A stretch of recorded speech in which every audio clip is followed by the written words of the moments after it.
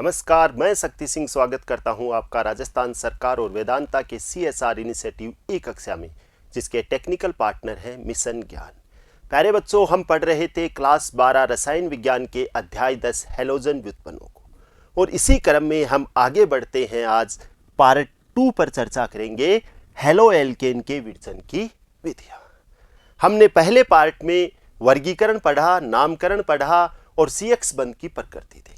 अब हम आज ये देखेंगे कि एल्किल हैलाइड या जो हैलो एल्केन होते हैं उन्हें किस प्रकार से बनाया जाता है। तो आप सबसे पहले हम देखिए एल्केन से बनाते हैं। हम क्या बना रहे हैं? एल्किल हैलाइड या हैलो एल्केन। और इनको हम किससे बना रहे हैं? एल्केन से। जब हमने इस पाठ की शुरुआत की थी तो एक बात पढ़ी थी, यदि किसी एल्केन से या संतृप्त हाइड्रोकार्बन से कोई भी एल्केन हो, उसके हाइड्रोजन परमाणुओं का प्रतिस्थापन यदि हैलोजन परमाणु के द्वारा कर दिया जाए तो प्राप्त यौगिक हैलो एल्केन या एल्किल हैलाइड कहलाते। यहां क्या हो रहा है? यहां जो Cl है क्लोरीन, हमने हैलोजन के स्थान पे क्लोरीन को लिया है, और यहां हमने CH4 लिया है। ये क्लोरीन का जो एक अणु है वो इस H4 के एक अणु से क्रिया कर रहा है, और यहां तो एक HCl बन रहा है। 3 जो H बच गए और एक Cl यहां जुड़ गया, ये क्या बन गया है? CH3Cl। क्या होता है इस अभिक्रिया में? ये जो क्लोरीन है ये सूर्य के प्रकाश में अपघटित हो जाती है। क्लोरीन इस प्रकार से जुड़ती है, एक सहसंयोजक बंध होता है। जैसे ही सूर्य का प्रकाश इस पर गिरता है तो ये मुक्त मूलक बनाती है। मतलब इस बंध में जो 2 इलेक्ट्रॉन थे, एक इसने अपना ले लिया और एक इसने अपना ले लिया। ये क्लोरीन मुक्त मूलक है, और ये क्लोरीन मुक्त मूलक इस CH4 पर अटैक करता है। तो यहां जो क्लोरीन है वो हाइड्रोजन का प्रतिस्थापन कर रही है। ये एक प्रतिस्थापन प्रकार की अभिक्रिया है, और जो प्रतिस्थापन हो रहा है वो एक मुक्त मूलक के द्वारा किया जा रहा है, इसलिए ये मुक्त मूलक प्रकार का प्रतिस्थापन है। ठीक है, अब आप आगे देखिए, यहां बना CH3Cl। इस अभिक्रिया में क्या होता है? जब ये क्लोरीन अधिक मात्रा में होती है, और जनरली ये एक्सेस में होती है, क्योंकि क्रिया करने के बाद कुछ क्लोरीन के अणु बच जाते हैं, वो क्या करते हैं? वो इस पर दोबारा अटैक करते हैं। दोबारा अटैक करते हैं तो इसका एक हाइड्रोजन एक Cl से क्रिया करके फिर HCl बाहर निकलती है, और ये क्या बन जाता है? CH2Cl2। ये क्रिया यही नहीं रुकती है, फिर जो एक्सेस में क्लोरीन थे वो फिर इस पर क्रिया करते हैं, एक हाइड्रोजन फिर निकल जाता है, और क्या बनता है? CHCl3। फिर एक हाइड्रोजन और रिप्लेस होता है इस क्लोरीन से, और लास्ट में क्या बनता है? CCl4। तो इस अभिक्रिया के दौरान जब हम एल्केन या मेथेन की क्रिया क्लोरीन के द्वारा करवाते हैं सनलाइट की उपस्थिति में, तो अभिक्रिया के दौरान एल्किल हैलाइडों का मिश्रण प्राप्त होता है। इसीलिए इस अभिक्रिया को एल्किल हैलाइड प्राप्त करने की उत्तम विधि नहीं माना जाता है। बट जो इंडस्ट्री वगैरह होती है उनमें इनके मिश्रण से काम चल जाता है, इसलिए मैं ये कह सकता हूं उद्योगों में इस विधि का उपयोग किया जाता है। और अगर इन मिश्रणों को पृथक करना हो तो हम प्रभाजी आसवन विधि का उपयोग करते हैं। ठीक है, किस विधि का उपयोग करते हैं? प्रभाजी आसवन विधि का। अब आप दूसरे नंबर पर देखिए एल्कीन द्वारा। तो सबसे पहले तो आप ये देखिए, जो डबल बॉन्ड आपको दिखाई दे रहे हैं ये एल्कीन है। अगर कार्बन कार्बन परमाणुओं के मध्य द्विबंध हो तो उसे हम एल्कीन कहते हैं। एल्कीन पर हम योग करवा रहे हैं हाइड्रोजन हैलाइड HX का।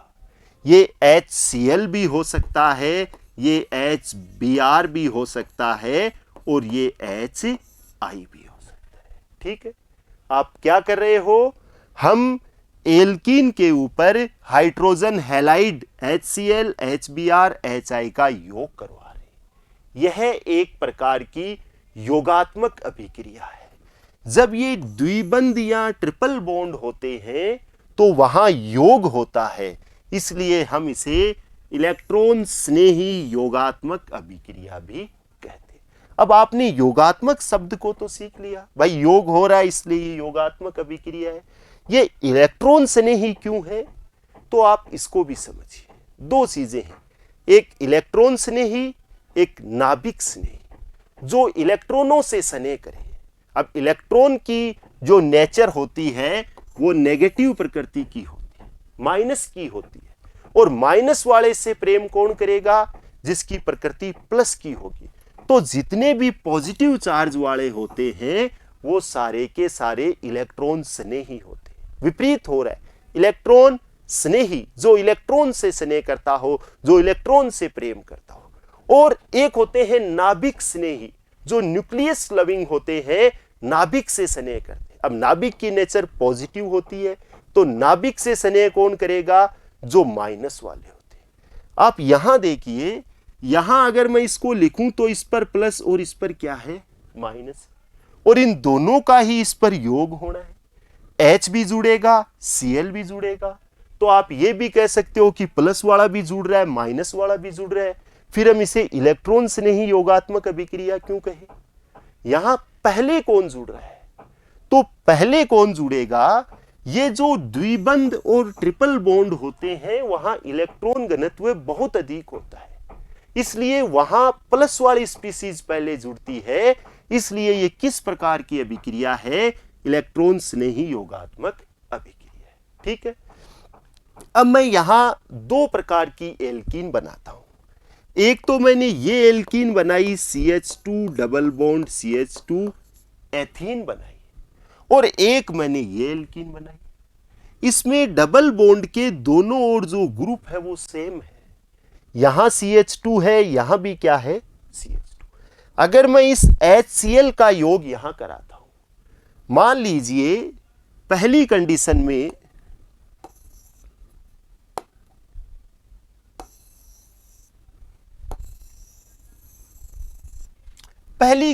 में मैं क्या करता हूं,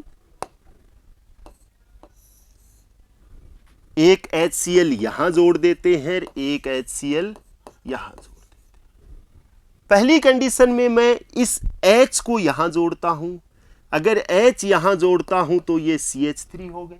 जब योग होता है तो डबल बॉन्ड हट जाएगा, और मैंने इस Cl को यहां जोड़ा तो ये हो गया CH2Cl।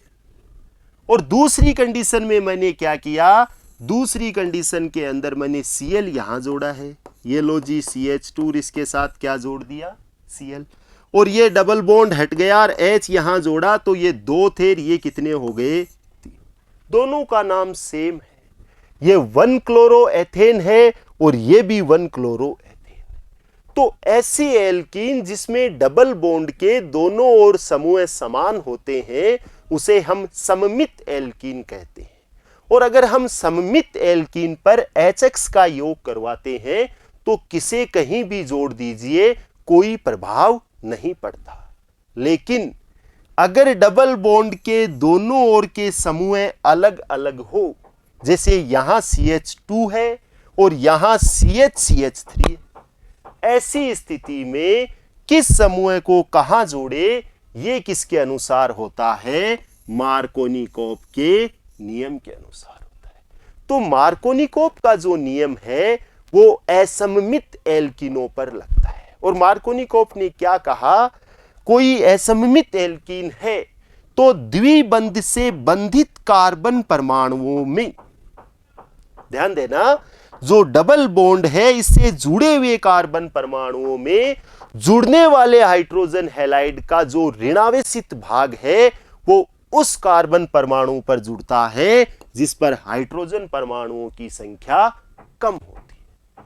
मतलब सिंपल हम देखें तो ये डबल बॉन्ड, एक इधर C एक इधर C, इसके पास 2H इसके पास 1H, तो ये माइनस वाला Cl है वो यहां जुड़ जाएगा और ये क्या बन जाएगा, CH3CH, यहां Cl जुड़ गया है, डबल बॉन्ड सिंगल में बदल जाएगा, यहां H जुड़ जाएगा, ये CH3 हो गया। इसका नाम क्या है, 2-क्लोरोप्रोपेन। समझ रहे हो इस बात को। तो मार्कोनिकोव के नियम के अनुसार जो एल्कीन है उस पर HX का योग होता है। अगर वो HCl की जगह HBr होता तो भी सेम चीज थी, और HBr की जगह अगर HI होता तो भी यहां आयोडीन जुड़ जाता, अगर Br था तो यहां ब्रोमीन जुड़ जाता, और Cl है तो यहां क्या जुड़ जाता, Cl जुड़ जाता। लेकिन यदि ये अभिक्रिया प्रोक्साइड की उपस्थिति में हो रही है, किसकी उपस्थिति में हो रही है, प्रोक्साइड। प्रोक्साइड क्या होते हैं, प्रोक्साइड वो होते हैं जिनमें ऑक्सीजन ऑक्सीजन के साथ सिंगल बॉन्ड से जुड़ा हुआ हो। जैसे हमने नाम सुना होगा हाइड्रोजन प्रोक्साइड H2O2, इसमें ऑक्सीजन और ऑक्सीजन किसके साथ जुड़े हुए रहते हैं, सिंगल बॉन्ड के साथ जुड़े। प्रोक्साइड की प्रेजेंस में हो और जुड़ने वाला HBr हो, केवल HBr हो, HCl और प्रोक्साइड हो तो कुछ नहीं होगा, HI और प्रोक्साइड हो तो कुछ नहीं होगा। यदि HBr हो और प्रोक्साइड हो तो ये मार्कोनिकोव के विपरीत होता है। ऐसा इसमें मुक्त मूलक बनने के कारण होता है। मैं मैकेनिज्म पर अभी चर्चा नहीं करूंगा क्योंकि अपने सिलेबस में नहीं है। तो यहां मुक्त मूलक बनने के कारण ये जो Br है वो यहां ना जुड़कर यहां जुड़ता है। अगर ये प्रोक्साइड नहीं होता तो मार्कोनिकोव का नियम लगता, और ये जो ऋणावेशित भाग है उस कार्बन पे जुड़ता जहां हाइड्रोजन की संख्या कम है। बट ये प्रोक्साइड की प्रेजेंस में और HBr के साथ हो रही है तो एंटी मार्कोनिकोव लगेगा। ये Br जुड़ना यहां था, जुड़ेगा यहां। आप देखिए इस पहले कार्बन पर Br जुड़ रहा है, इसलिए हम इसे एंटी मार्कोनिकोव नियम या प्रोक्साइड प्रभाव भी कहते हैं, और इसे खरास प्रभाव भी कहा जाता है। तो दोनों बातें आपके ध्यान में आई। एल्कीन पर यदि हम हाइड्रोजन हैलाइड HX का योग कर रहे हैं तो क्या होगा, मार्कोनिकोव का नियम लगेगा, और यदि वो अभिक्रिया HBr और प्रोक्साइड की उपस्थिति में हो रही है तो एंटी मार्कोनिकोव का नियम लगेगा। इस अभिक्रिया में अगर हम HI, HBr और HCl और HF इनकी क्रियाशीलता को देखें तो मैं आपको एक सिंपल बात बता देता हूं। अगर आप हैलोजनों की क्रियाशीलता को देखते हो तो सबसे ज्यादा जो क्रियाशील है वो कौन है, फ्लोरीन होता है। लेकिन आप हैलोजन हैलाइडों की क्रिया देखते हो या हाइड्रोजन हैलाइडों की क्रिया देखते हो, मतलब H इन सब के साथ जोड़ दिया है, तो सबसे ज्यादा क्रियाशील कौन होगा, HI होगा। क्यों, क्योंकि ये आयोडीन आसानी से हट सकती है। ये फ्लोरीन जो है वो इस हाइड्रोजन को हटने नहीं देता है, पकड़ के रखता है। लेकिन यहां ये आयोडीन जो है उससे ये हाइड्रोजन आसानी से हट सकता है। ठीक है, तो क्रियाशीलता का क्रम जो है HI सबसे ज्यादा क्रियाशील है, फिर HBr, फिर HCl और फिर HF। नेक्स्ट देखिए एल्कोहल के द्वारा, ये महत्वपूर्ण है। हम एल्कोहल से किस प्रकार से एल्किल हैलाइड बना सकते। एल्कोहल से एल्किल हैलाइड कई प्रकार से बनाए जा सकते। सबसे पहले आप देखिए एल्कोहल की जो क्रिया है वो HCl के साथ हो रही है, हैलोजन अम्लों के साथ हो रही है। यहां एल्कोहल की क्रिया HBr के साथ हो रही है, और यहां मैं एल्कोहल की क्रिया किसके साथ करवा देता हूं, HI के साथ करवा देता हूं। एक बात आप और ध्यान रखिए, R मैं कुछ भी ले सकता हूं, ये एल्किल है, अगर R की जगह मैं CH3 लेता हूं तो ये CH3OH हो जाएगा, ये HCl हो जाएगा। ये इसको गर्म करते हैं किसकी उपस्थिति में, ZnCl। तो R के रूप में लिखा है, R कुछ भी हो सकता है, वो एल्किल समूह है। हो क्या रहा है, ये जो ZnCl2 है ये शुष्क होता है, एनहाइड्रस होता है। निर्जल ZnCl2 लेते हैं, और निर्जल ZnCl2 को ल्यूकास अभिकर्मक भी कहा जाता है। यह आपने क्लास 11 में भी पढ़ा होगा। ल्यूकास रिएजेंट या ल्यूकास अभिकर्मक किसे कहते हैं, निर्जल ZnCl2। ये ZnCl2 इस बॉन्ड को वीक कर देता है, कमजोर कर देता है। ये R अलग, OH अलग है, और होता क्या है, ये OH इस H के साथ क्रिया करके यहां क्या बना रहा है, H2। यहां भी ये OH इस H के साथ क्रिया करके क्या बना रहा है, H2। यहां भी ये OH इस H के साथ क्रिया करके क्या बना रहा है, H2। बच क्या रहा है, ये R ये Cl, तो मैं लिख देता हूं RCl। यहां R की जगह CH3 लिया है तो ये हो गया CH3Cl। यहां भी वही R Br और यहां क्या हो गया RI। ठीक है, अब क्या है, ये जो शुष्क होता है, निर्जल होता है, वो इस जल को क्या करता है, एब्जॉर्ब कर लेता है और हमें क्या प्राप्त हो जाते हैं, एल्किल हैलाइड। आप यहां देखिए, यहां मैंने H2SO4 लिया है, ZnCl2 ना लेके सल्फ्यूरिक एसिड लिया है। ऐसा क्यों? जो HBr और HI होते हैं, इन्हें अभिक्रिया के दौरान बनाना पड़ता है, इन सीटू करना पड़ता है, यानी रिएक्शन के दौरान हम इनको बनाते हैं। जब हम इसको रिएक्शन के दौरान बनाएंगे तो हम NaBr लेते हैं और इसकी क्रिया हम H2SO4 के साथ करेंगे। जब NaBr की क्रिया H2SO4 के साथ करते हैं तो HBr बनता है, साथ में NaHSO4 बनता है। ये HBr यहां बनाया जाता है किसके साथ, अभिक्रिया करवा के H2SO4 की NaBr के साथ क्रिया करवा के, और यहां जो रिएक्शन होती है वो H3PO4 के साथ होती है। आपकी बुक में ये भी H2SO4 के साथ ही दी हुई है, लेकिन जो HI हम बनाते हैं वो H3PO4 के साथ क्रिया करवाते हैं। किसकी करवाते हैं, NaI की करवाते हैं। तो जब H3PO4 के साथ NaI की क्रिया करवाते हैं तो HI बनता है, ये RI हो जाएगा और ये H2O क्या हो जाएगा, बाहर निकल। यहां हम इसकी क्रिया H2SO4 से क्यों नहीं करवाते, क्योंकि H2SO4 क्या होता है, वापस क्रिया करके NaI बना देता है, इसलिए इसकी क्रिया हम H3PO4 के साथ। तो एक प्रकार से तो हम एल्कोहल से एल्किल हैलाइड ऐसे बना सकते हैं, हैलोजन अम्लों की क्रिया करवा। एक चीज आप यहां और देखिए, अगर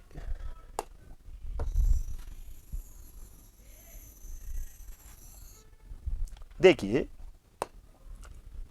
अगर मैं इस R की क्रियाशीलता की बात करता हूं तो इसके ऊपर जो लोन पेयर होते हैं, उन लोन पेयरों के साथ ये हाइड्रोजन जुड़ता है और ये इस प्रकार से H यहां जुड़ के इस प्रकार की संरचना बनाता है और ये H2O यहां से रिमूव हो जाता है और जो R है इस पर पॉजिटिव चार्ज आ जाता है, ये कैटाइन बन जाता है और बाद में इस कैटाइन से ये जो हैलोजन है वो आसानी से आकर क्या है, जुड़ जाता है। तो जो कैटाइन बनते हैं उनमें हमें पता है जो 3 डिग्री कैटाइन होता है वो सबसे ज्यादा स्थायी होता है, किसकी तुलना में, 2 डिग्री कैटाइन की तुलना में और 1 डिग्री कैटाइन की तुलना में। ये जो R+ है इसे हम कार्ब कैटाइन या हम कार्बोनियम आयन कहते हैं और 3 डिग्री बहुत ज्यादा स्थायी होता है। 3 डिग्री आसानी से बनता है, 3 डिग्री एल्कोहल, 2 डिग्री एल्कोहल और 1 डिग्री एल्कोहल की तुलना में अधिक क्रियाशील होने के कारण सबसे पहले अभिक्रिया कौन करेंगे, 3 डिग्री एल्कोहल। ठीक है, नेक्स्ट देखिए, एल्कोहल पर थायोनिल क्लोराइड की क्रिया। ये जो SOCl2 आपको दिखाई दे रहा है ये थायोनिल क्लोराइड है और इस थायोनिल क्लोराइड की क्रिया यदि मैं ROH के साथ करवाता हूं, किसकी उपस्थिति में, पिरिडीन की उपस्थिति में, C5H5N को पिरिडीन कहते हैं।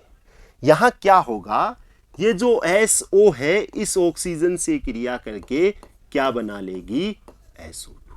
ठीक है, और ये एक H इस एक Cl से क्रिया करके क्या बना लेगा, HCl।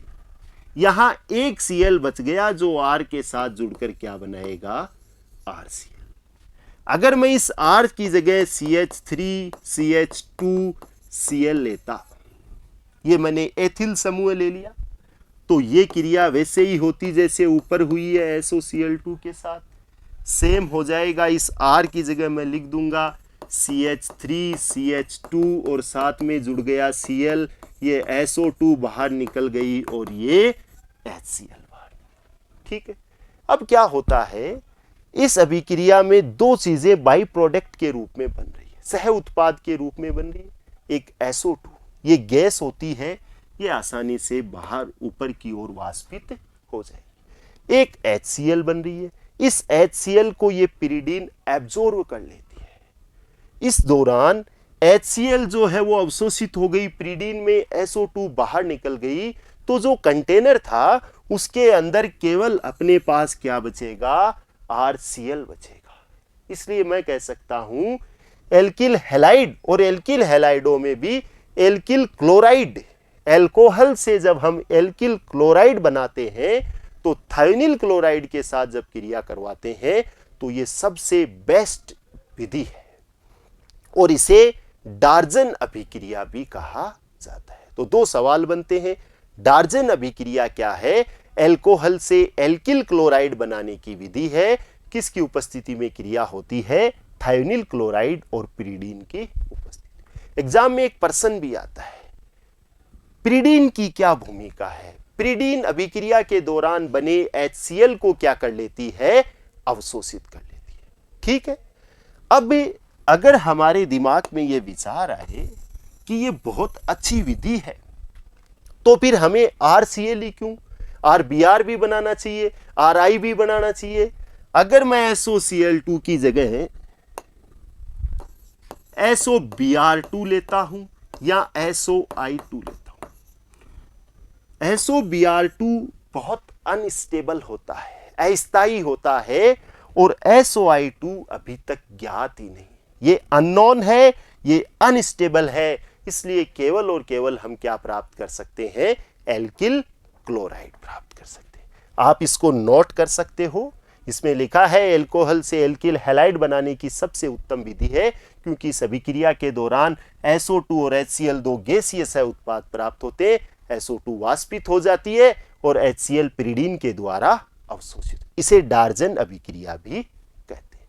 नेक्स्ट देखिए, एल्कोहल की फॉस्फोरस हैलाइडों से क्रिया। फॉस्फोरस के हैलाइड दो होते हैं, एक PX3 प्रकार का हैलाइड होता है और एक PX5 प्रकार का हैलाइड। PX3 यदि मैं X की जगह Cl लूं तो PCl3 और PX5 की जगह अगर मैं Cl लूं तो PCl5। बेसिकली सबसे पहले हम PCl5 और PCl3 की क्रिया देख रहे हैं, किसके साथ? एल्कोहल के। आपके चैप्टर में कभी भी आगे भी यदि PCl5 की क्रिया होती है तो एक बात आप सदैव याद रखिएगा, जो Cl के 3 परमाणु हैं वो इस ऑक्सीजन और फास्फोरस के साथ मिलकर POCl3 बनाते हैं। हर रिएक्शन में ऐसा ही होता है। तो 5 में से 3 Cl POCl3 बना रहे, एक Cl जो है वो इस H के साथ जुड़कर HCl बना रहा है और एक Cl जो बचता है वो इस R के साथ जुड़कर क्या बना रहा है? RCl। ठीक है, इस अभिक्रिया में नीचे वाली में क्या हो रहा है? नीचे वाली के अंदर 3 Cl है। अगर 3 Cl हो तो 3 ही एल्कोहल के मॉलिक्यूल ले लीजिए। यहां हमने 3 ROH लिए हैं और यहां 3 Cl है, तो ये 3 एल्किल हैलाइड RCl बन जाएंगे। 3 Cl 3 R क्या बन गए? 3 RCl। अगर मैं इस R की जगह CH3 लेता, CH3OH इसके 3 मॉलिक्यूल ले लेता, ये क्रिया कर रहा है PCl3 से, तो R तो ये रहा CH3 और ये Cl और इनके कितने मॉलिक्यूल बन जाएंगे? 3 बन जाएंगे। बचा क्या? तीनों Cl गए, P बच गया, H3 बच गए, O3 बच गए, ये बन गया H3PO3 फॉस्फोरस अम्ल। ठीक है, PCl5 से क्रिया हो रही है, 3 Cl बाहर निकलेंगे, POCl3 फॉस्फोरस ऑक्सीक्लोराइड बनेगा। अगर PCl3 से क्रिया हो रही है तो 3 RCl बनेंगे, H3PO3 साथ में बाहर निकलेगा। परीक्षा में एक बहुत अच्छा प्रश्न आता है, क्या करते हैं? जैसे एक रिएक्शन लिख दिया आपके पास CH3OH प्लस PCl5 और आगे लिख दिया CH3Cl plus A plus B और लिख दिया A और B की पहचान कीजिए। अब हम क्या है मेन प्रोडक्ट को देख लेते हैं, आगे क्या बन रहा है इस पर हम ध्यान नहीं देते हैं। तो यहां हमें विशेष रूप से ध्यान रखना है ए क्या है POCl3 और बी क्या है HCl। ठीक है, तो ये PCl5 के साथ क्रिया करवाई और PCl3 के साथ क्रिया करवाई। अब हम कहते हैं PBr3 के साथ करवाओ या PI3 के साथ करवाओ। तो PBr3 और PI3 अभिक्रिया के दौरान ही बनाए जाते हैं, और जब PBr3 और PI3 के साथ क्रिया करवानी हो तो आप लाल फास्फोरस के साथ ब्रोमीन या आयोडीन लीजिए। कैसे?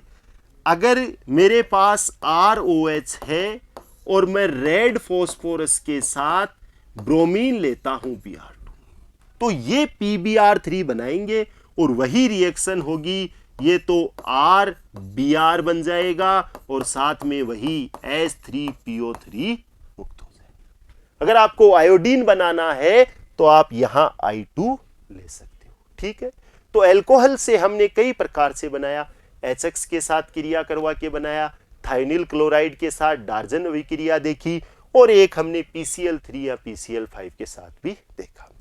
नेक्स्ट देखिए, हैलोजन विनिमय द्वारा हैलोजन एक्सचेंज हो रहे, एक हैलोजन दूसरे हैलोजन को रिप्लेस कर रहे हैं, इसको हम हैलोजन एक्सचेंज कहते हैं। एल्किल हैलाइड है और वापस जब रिप्लेस करेगा तब भी एल्किल हैलाइड ही बनेगा, तो हम ये कह सकते हैं एल्किल हैलाइड से एल्किल हैलाइड का बनना। यहां RCl है, चाहे मैं Br ले लूं, ये लीजिए RBr, और अगर मैं Cl की जगह R की जगह CH3 ले लूं तो ये CH3Cl। ठीक बात है। आप इसकी क्रिया करवा रहे हो NaI के साथ, इसकी भी क्रिया आप किसके साथ करवा रहे हो? किसकी प्रेजेंस में? In the presence of acetone, acetone की उपस्थिति में यह क्रिया हो रही। होना क्या है, ये आयोडीन इसको रिप्लेस कर देगी और ये Na के साथ मिल जाएगा, ये Ri बनेगा और साथ में क्या बन गया? NaC। यहां भी वही होगा, ये क्या बन जाएगा? Ri बनेगा और साथ में क्या बनेगा? NaBr।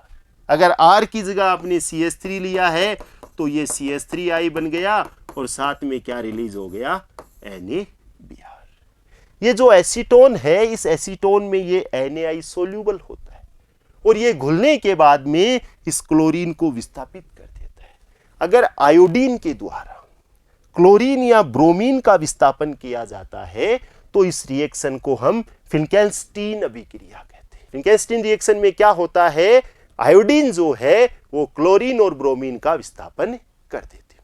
इसके आगे आप देखिए यहां क्या हो रहा है, यहां AgF जो सिल्वर फ्लोराइड है उसकी क्रिया Ri के साथ हो रही है। R की जगह अगर मैं CH3 लेता हूं तो ये CH3I हो गया और इसकी क्रिया किसके साथ हो रही है? Ag। या फ्लोरीन आयोडीन को रिप्लेस कर रहा है तो यहां R की जगह R और यहां F आ गया और ये क्या बन गया? AgI। यहां मैंने CH3 लिया है तो CH3F और यहां भी क्या बन गया? AgI। फ्लोरीन के द्वारा आयोडीन का विस्थापन हो रहा है, इसे स्वार्ट अभिक्रिया कहा जाता है। कौन सी रिएक्शन कहते हैं? स्वार्ट अभिक्रिया। हमने 3 नेम रिएक्शन पढ़ी अभी तक, एक हमने डार्जन अभिक्रिया पढ़ी, एक हमने फिंकेल्स्टीन अभिक्रिया पढ़ी और एक हमने कौन सी अभिक्रिया पढ़ी है? स्वार्ट अभिक्रिया। नेक्स्ट देखिए, हुंसडीकर अभिक्रिया। ये आपके बार बार आएगी, इस पार्ट में 2 बार आएगी, फिर आगे वाले चैप्टर में आएगी, तो इसको एक बार यहीं ध्यान से देखिए। ये एक सिल्वर का लवण है RCOOAg। अगर आप इसको देखते हो COOH और यहां R की जगह मैं CH3 लेता हूं, ये एक एसिटिक अम्ल है और इस अम्ल की क्रिया यदि हम किसी सारक से करवाएं, ऐसे सारक से करवाएं जिसमें Ag हो, जैसे AgOH ले लो, तो उसका OH इसका H2O बाहर निकलेगा और यहां ये Ag जुड़ जाएगा, तो ये सिल्वर लवण बन गया। ये अम्ल था और ये अम्ल का सिल्वर लवण बन गया। यदि मोनोकार्बोक्सिलिक अम्लों के सिल्वर लवण की क्रिया CCl4 की उपस्थिति में, CCl4 का जो सॉल्यूशन है उसके साथ यदि ब्रोमीन से करवाते हो तो यहां होगा क्या, यहां ये CO2 बाहर निकल जाएगी। सबसे पहले आप ये ध्यान रखो। तो एक तो क्या बाहर निकल गई, CO2। ये Ag इसके एक Br से क्रिया करके क्या बनाएगा, AgBr। ठीक है, यहां R इसके Br के साथ जुड़कर क्या बनाएगा, RBr। एल्किल हैलाइड बनाए जा रहे हैं। सिल्वर के मोनोकार्बोक्सिलिक अम्लों के सिल्वर लवण है, CO2 बाहर निकल रही है। CO2 का बाहर निकलना विकार्बोक्सिलीकरण कहलाता है, डिकार्बोक्सिलेशन। और CO2 बाहर निकलने के साथ साथ ब्रोमीन जुड़ रही है, इसलिए इसे विकार्बोक्सिलीकृत ब्रोमीनीकरण भी कहते हैं। तो हुंस्टिगर अभिक्रिया में क्या हुआ, हुंस्टिगर अभिक्रिया में किसके साथ क्रिया हुई, जो सिल्वर के कार्बोक्सिलिक अम्लों के सिल्वर लवण थे उन्होंने CCl4 के विलयन में ब्रोमीन के साथ क्रिया की और एल्किल हैलाइडों का निर्माण किया। ठीक है, नेक्स्ट देखिए, प्राथमिक एमीन से। एमीन का भी अपने एक पूरा चैप्टर है। प्राथमिक एमीन क्या होती है, ये NH3 है, इसको हम अमोनिया कहते हैं, ये हम सबको पता है।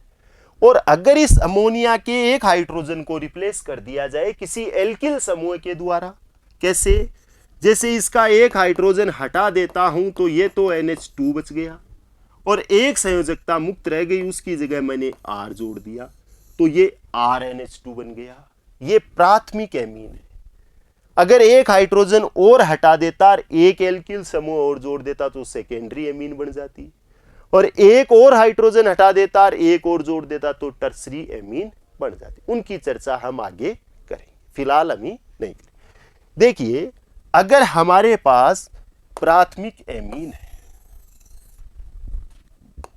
जैसे ये रही CH3NH2, ये मैं इसको थोड़ा खोल के लिख देता हूं ऐसे, ठीक, ये R, ये NH2, और मैं इसकी क्रिया नाइट्रोसिल क्लोराइड से कर रहा हूं।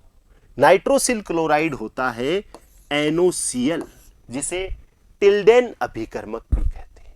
तो हम एमीन की क्रिया यदि टिल्डेन अभिकर्मक नाइट्रोसिल क्लोराइड NOCl से करवाते हैं तो ये आपके समझने के लिए है।